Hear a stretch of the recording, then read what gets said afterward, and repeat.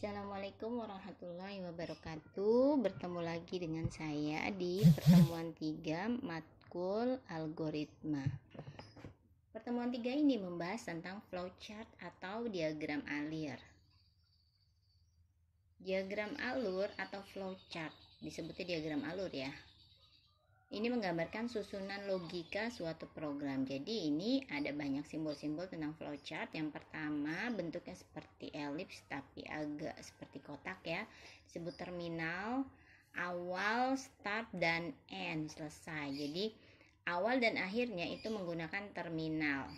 Lalu input atau outputnya itu menggunakan jajar genjang.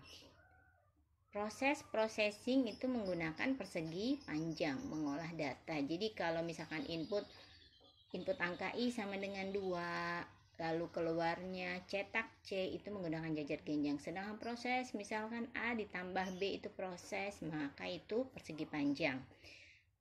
Proses ini untuk mengolah data aritmatika dan logika. Jadi kalian harus bisa membedakan mana input, mana terminal, mana proses. Kalau terminal gampang ya, itu mulai dan selesai. Decision, kotak keputusan. Nah, decision ini untuk memutuskan arah percabangan yang diambil sesuai dengan kondisi benar atau salah. Misalkan, if I lebih besar dari 2. Kalau misalkan lebih besar, maka dia benar ke kanan. Atau kalau misalkan dia salah, maka dia ke kiri. Yang selanjutnya, ini digambarkan dengan belah ketupat tadi decision-nya atau kotak keputusan. Yang selanjutnya, persegi panjang ada garis di pinggir, namanya subrutin, menjalankan proses suatu bagian atau subprogram atau prosedur. Ini biasanya digunakan di rancangan layar. Contohnya, karena ada menu utama. Nah, di dalam menu utama itu ada file seperti ini, file, edit, view. Nah, itu namanya subprogram menggunakan subrutin. On page connector ini bulat untuk menghubungkan diagram pada halaman yang sama. Jadi kalau misalkan satu halaman itu nggak muat, butuh halaman yang lain sudah penuh misalkan, maka kalian bulat nanti ada angkanya atau ada huruf namanya on page connector. Misalkan di page pertama ada angka 1 bulatannya, maka di page kedua untuk sambungannya harus diberikan angka juga 1, angkanya sama. Jadi kita tahu sambungan mana yang halaman pertama dengan halaman kedua. Kalau tidak diberi angka, hanya bulat-bulat, kalau sambungannya setiap kolom itu ada sambungan, nanti akan bingung sendiri. Diagram alur lanjutan. Garis-garis ini disebut flow line atau arus data. Arah instruksinya mau kemana, biasanya ke bawah ya. Lalu off page connector, apa bedanya on page dengan off page? Kalau on page tadi di satu halaman, maaf tadi maksudnya bukan halaman 1 dan 2. Kalau yang tadi penjelasan untuk off page, kalau on page itu misalkan ada di setiap kolom itu juga harus diberikan nomor. Kalau on page, jadi kalau misalkan di kolom pertama itu nomor 1, maka kolom ketiga nomor 2. Misalkan kolom kedua ada sambungannya nomor tadi kolom pertama nomor 1, maka kolom ketiga sambungannya nomor 1 juga. Kalau kolom kedua nomor 2, maka kolom keempat nomor 2 juga. Jadi usahakan ada nomor atau ada hurufnya. Kalau off page seperti yang tadi saya jelaskan, kalau di halaman pertama setiap kolom ada off page-nya, itu diberikan angka 1. Lalu halaman kedua 1 lagi, harus sama untuk sambungannya. Yang selanjutnya adalah preparation. Preparation ini bentuknya segi 6, digunakan untuk pemberian harga awal. Tuh, tadi mirip-mirip dengan input ya, harga awal. Atau misalkan ada di deklarasi integer I sama dengan 2. Kalau input ini bedanya dengan preparation, kalau preparation ini harga awal berarti I sama dengan 2. Kalau input adalah misalkan di logika dan algoritma di C++ itu ada scanf A input B. Jadi kalau si input ini belum diketahui angkanya, jadi harus diinput. Kalau preparation ini sudah diketahui angkanya, tapi hampir sama penggunaannya. Diagram alir program komputer terdiri dari ada input, masukkan, lalu komputasi, proses, dan mengeluarkan atau output. Jadi ada input, ada proses ini berupa bisa perhitungan, bisa komputasi, dan yang ketiga output atau cetak.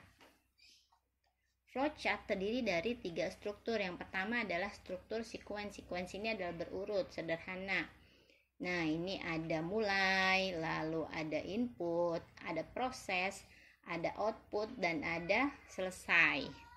Kalian harus, kalau tidak hafal namanya, itu aja tadi. Mulai, input, proses, output, selesai. Rata-rata seperti itu kalau yang sederhana atau sequence. Struktur flowchart, struktur sequence ini contohnya start, input alas, lalu masukkan tinggi. Jadi belum diketahui ya kalau ini. Kalau misalkan sudah diketahui itu pakai preparation.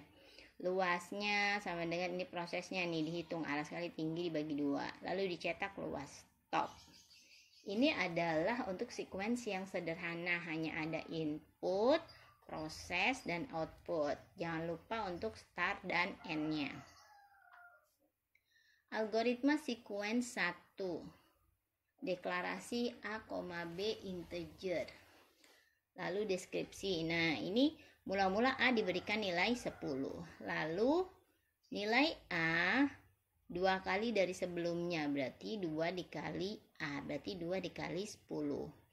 B diisi nilai A 2 dikali 10 yaitu 20. Cetak B, akhirnya 20. Ini algoritma untuk sequence 1. Jadi kalau digambarkan dengan flowchart, ini adalah deklarasi A, B integer. Ini digunakan kalau deklarasi itu boleh preparation.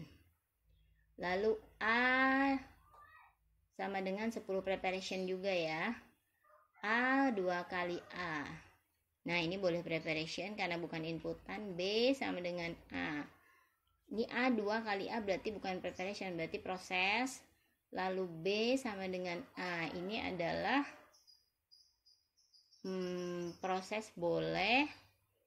Lalu write B.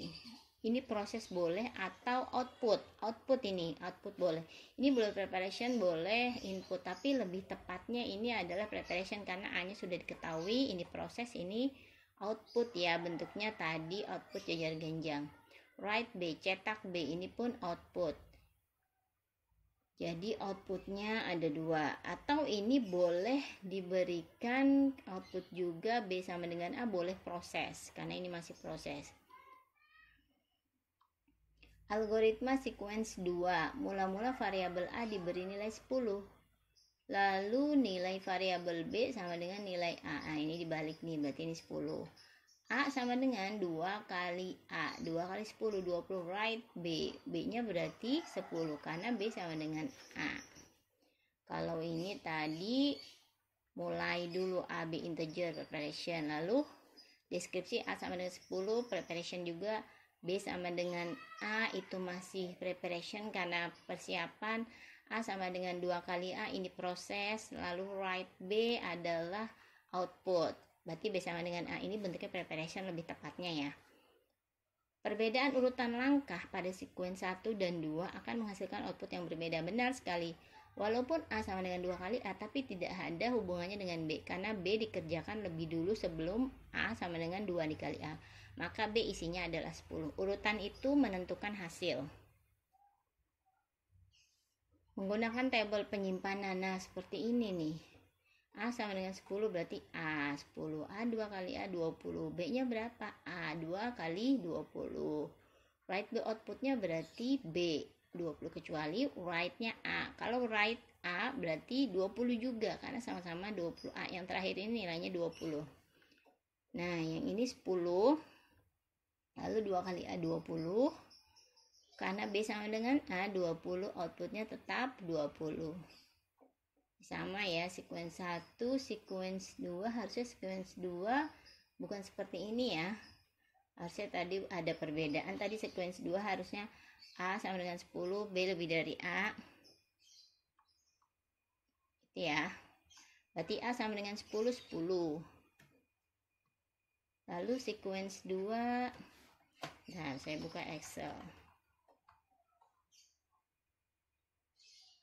Nah, sambil Excelnya dibuka, kita bahas yang kedua.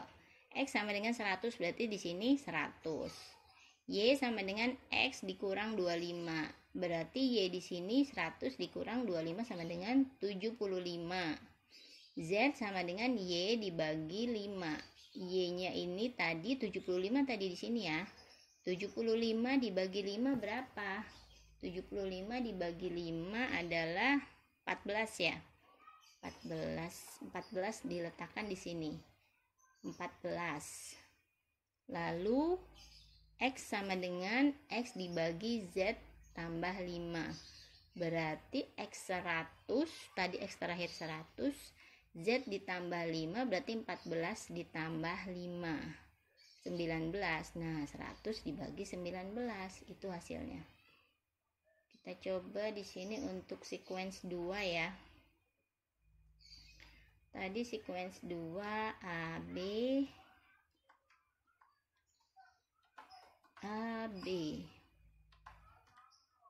lalu output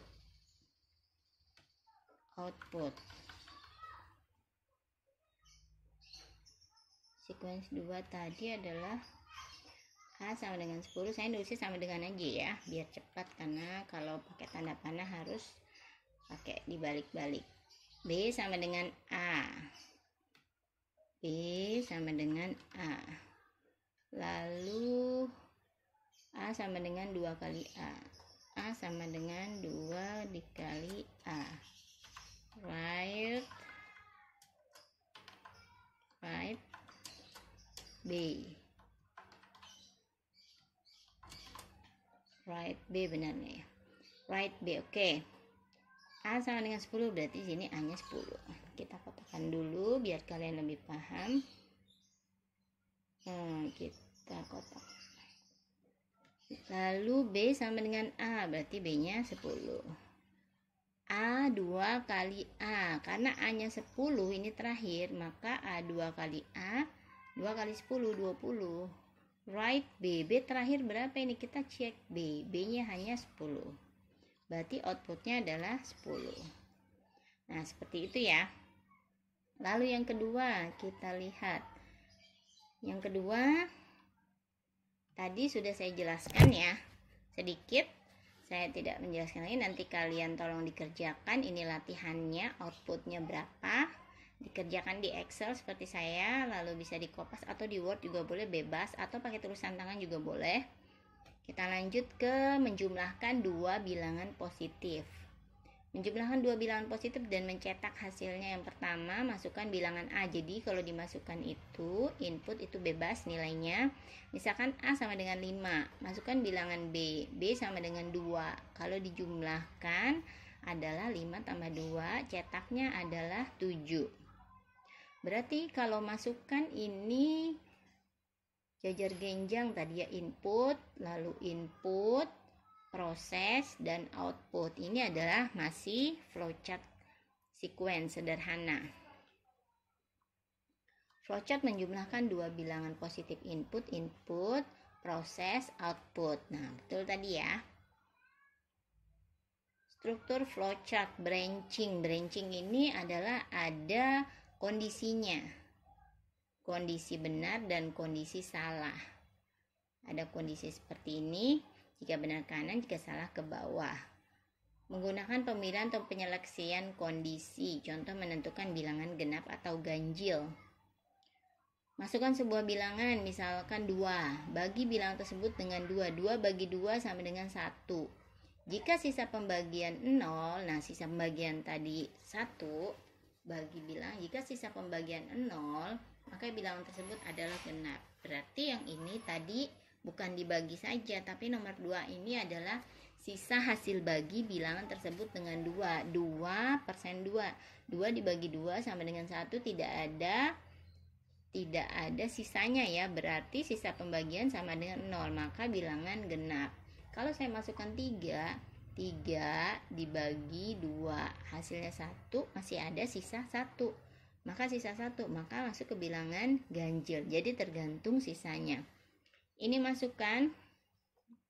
Nah, ini dia. Masukkan itu berarti input, lalu proses, lalu di sini ada decision, Kalau hasil baginya 0 maka ganjil. Kalau hasil bagi 0 maka genap. Maksud saya ke bawah sini. Kalau sisa hasil bagi tidak 0, misalkan 1, itu maka ganjil. Lalu selesai. Sisa hasil bagi ini menggunakan mod. Ini dia. If bilangan mod 2 sama dengan 0, mod ini sisa hasil bagi. Contohnya begini. 8 mod 2 berarti sama dengan 0, karena 8 dibagi 2 sama dengan 4, tidak ada sisanya. Kalau misalkan 11 dibagi 2 sama dengan 5, ada sisanya 1, maka dia bukan bilangan genap tapi bilangan ganjil. Nanti tolong dicoba di Python-nya. Dicoba di Python. Tapi ini tidak dikumpulkan, hanya dicoba saja. Kalau tidak bisa kalian bisa searching ya untuk kekurangannya. Lanjut lagi. Lanjutan struktur flowchart, struktur looping. Looping ini berulang-ulang ya. Nah, ada start, proses, decision. Jika ya di looping terus sampai selesai. Ini biasanya ada for-nya atau ada while-nya. Struktur perulangan. Nah, kita lihat start, lalu bilangan sama dengan 1. Bilangan sama dengan 1, diisinya setelah itu apakah 1 kurang dari 10? Jika iya, maka cetak bilangan, maka cetak 1. Lalu tadi bilangannya 1. Bilangan sama dengan tambah 1 tambah 1 sama dengan 2. Setelah 2, balik lagi ke sini. Mencek lagi. Apakah 2 kurang dari 10? Iya. Jika iya, maka cetak 2. Lalu 2 ditambah 1, 3. 3 naik lagi ke atas. Apakah 3 kurang dari 10? Iya. Cetak bilangan 3 ditambah 1 sama dengan 4, naik lagi. Sampai ke 8. Sampai seterusnya dan seterusnya. Kita coba bilang 8 ya. Sampai ini 7 ditambah 1, 8. Naik lagi 8 kurang 10. Iya, cetak 8. Lalu 8 tambah 1, 9. Naik lagi 9 kurang 10. Iya, cetak 9. Lalu 9 ditambah 1, 10. Apakah 10 kurang 10? Tidak. Maka kalau tidak, selesai. Maka yang tercetak ini adalah bilangan 1 sampai 9 karena kurang dari, kecuali kalau dia menggunakan kurang dari sama dengan, maka 10 tercetak. Kalau kurang dari, itu yang tercetak adalah bilangan 1, 2, 3, 4, 5, 6, 7, 8, 9 sampai 10. Menentukan bilangan terbesar dari 3 bilangan yang diinputkan. Masukkan bilangan pertama, kedua, dan ketiga ini pakai input semua. Lalu jika B1 lebih dari B2 dan B1 lebih dari B3, maka cetak bilangan terbesar. Jadi yang dicek pertama kali adalah bilangan pertama, menceknya ke bilangan B2 dan bilangan B3. Setelah itu dicek lagi bilangan kedua, ceknya bilangan pertama ke bilangan pertama dan bilangan ketiga. Lalu jika tidak selainnya, maka cetak bilangan ketiga, pasti bilangan ketiga. Nah, bilangan ketiga tidak perlu seperti ini kan lagi, karena selainnya pasti bilangan 3 ya, karena B1 dan B2 sudah dicek. Nah, input B1, B2, B3 tadi dicek, B1 ke B2, B1 ke B3 apakah lebih besar semua, maka bilangan terbesar adalah B1. Lalu B2 ini harusnya B2 ya, B2 lebih besar dari B1, B2 lebih besar daripada B3, maka cetak bilangan terbesarnya B2. Ini harusnya B2 lebih besar dari B1. Ini B2 lebih besar dari B3. Selainnya, karena B1 dan B2 sudah dicek, maka selainnya adalah cetak bilangan terbesar adalah B3. Setelah itu selesai. Nah, ini adalah on page connector ya. Tapi yang ini karena tidak menggunakan kolom, maka dia tidak menggunakan angka. Jadi langsung saja. Tambahan materi kita lihat untuk algoritma proses. Nah, kita lihat di sini flowchartnya ya. kecil sekali. Flowchart. Nah, ada di sini ada mulai tampilkan pilihan gejala, ditampilkan apa pilihannya, lalu pilih gejala, ini di input maksudnya. Lalu decision if gejala sama dengan basis pengetahuan, jika iya maka tampilkan basis pengetahuan, lalu tampil hasil diagnosa, setelah itu selesai. Nah, ini tampilkan ini adalah berupa proses. Gejala sama dengan basis pengetahuan, kalau di sini berupa proses, bisa juga preparation ya, karena dia nilai yang sudah diketahui.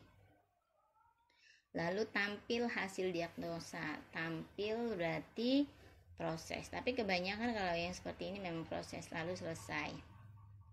Lalu kita lihat lagi yang selanjutnya, jurnal ini yang kedua, tapi karena site-nya can be reached, tidak bisa dijangkau, maka kita lihat contoh yang ketiga. Kita lihat contoh di UIN JKT, di aplikasi pengenalan kebudayaan Jawa berbasis desktop. Kita cek dulu PDF-nya. Ini, nah kita lihat di sini di abstraknya.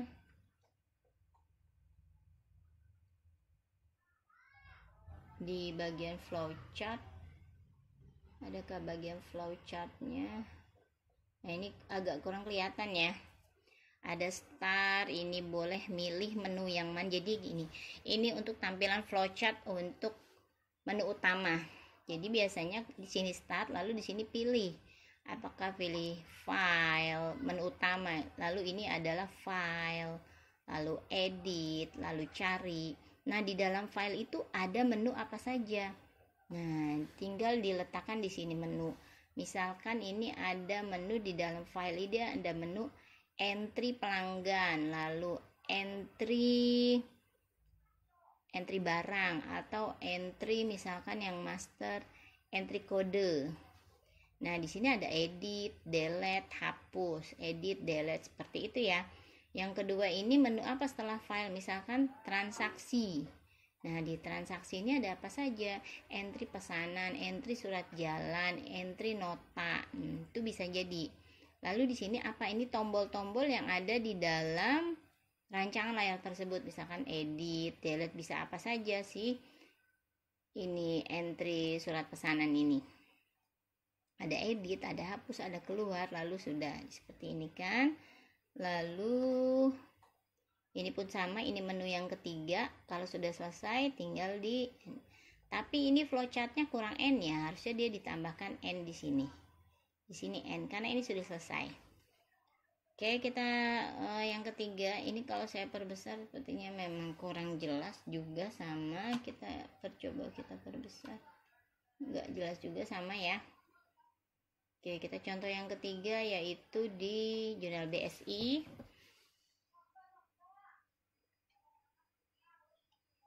Kita cek di jurnal Paradigma.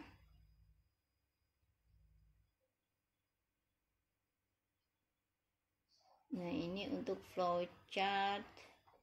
Ini dia. Kita lihat ya.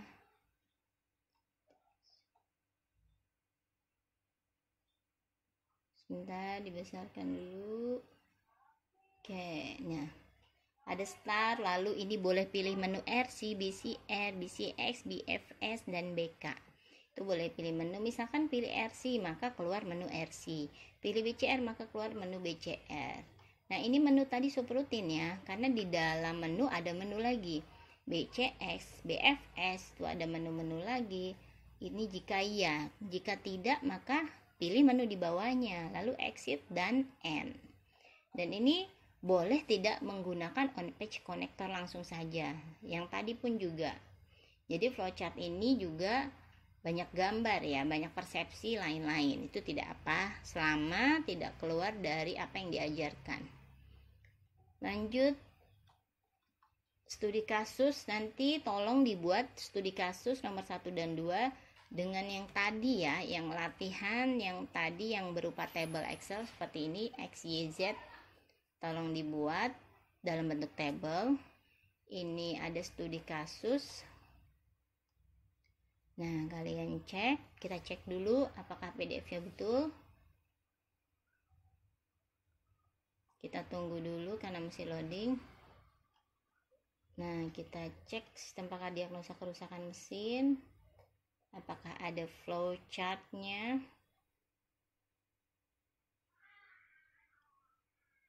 Belum ada flowchart-nya ya. Adanya hanya activity diagram. Histori pengunjung, browser data. Kita perbesar dulu.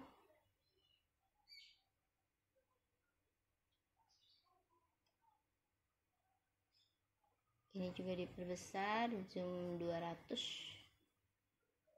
Oke.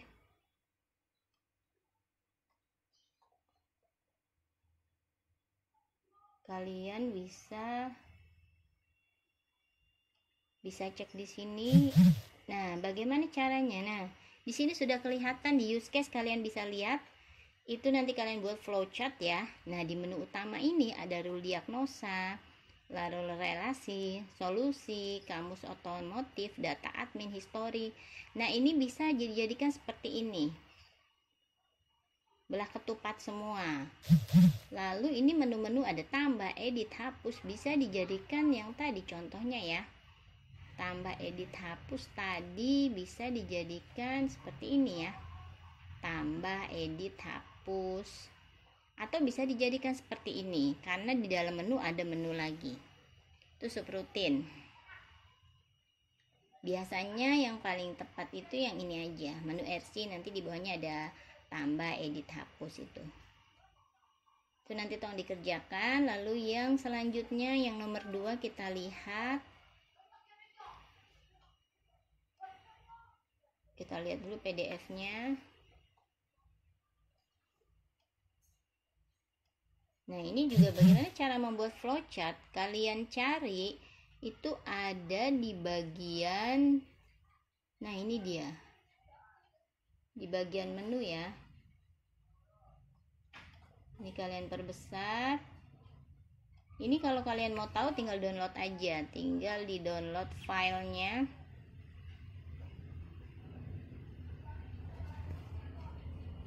Kelihatan tidak ya?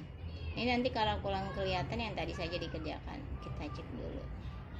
Masih belum kelihatan, kita besarkan sampai 300.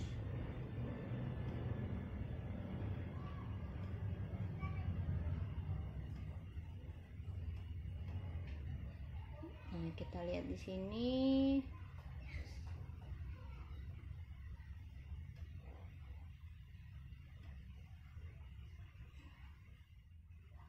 Terlalu besar rupanya, saya sulit melihatnya.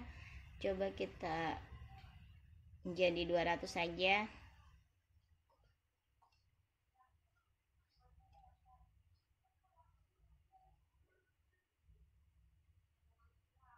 Proses bisnis sistem berjalan. Ini bagian penjualan. Oh, di sini ada activity, bukan di sini ya. Nah, di sini nih. Nanti kalian download. Nah, ini ada nih data barang, data customer, data pengguna, dan nah ini kelihatannya ada tampil form barang, tampil form customer, tampil form pengguna. Tapi karena ini terlalu banyak nanti flowchartnya agak sulit, jadi kalian kerjakan yang nomor 1 saja. Nomor 2 tidak perlu, agak kurang kelihatan juga dengan yang tadi ya, yang bikin table di Excel. Cuma tidak perlu Excel, nggak apa-apa. Nah, ini latihan yang pertama. Input gross 10, misalkan 10 buah sama dengan gross kali 144, berarti 10 kali 144. Maka cetaknya 1440, berarti 1440, stop. Nah, itu hasilnya ya, 1440. Latihan yang kedua, ini tolong dikerjakan hasilnya cetak kelnya berapa. Jadi kalian kerjakan cetak kelinya aja, kira-kira hasilnya berapa kalau dari flowchart ini. Jadi jangan mengerjakan berdasarkan rumusnya aja, prosesnya aja, tapi kalian harus lihat flowchartnya dari atas sampai bawah, karena kalau langsung mengerjakan prosesnya itu bisa salah. terutama yang ada decision. Latihan 3, nah ini juga cetak bilangannya berapa. Jadi latihan 2, 3 ini yang ditulis hanya cetak bilangannya saja. Lalu latihan 4 ini juga cetak bilangannya, cetak keterangannya itu berapa. Latihan 5 pun sama, cetak bilangannya berapa.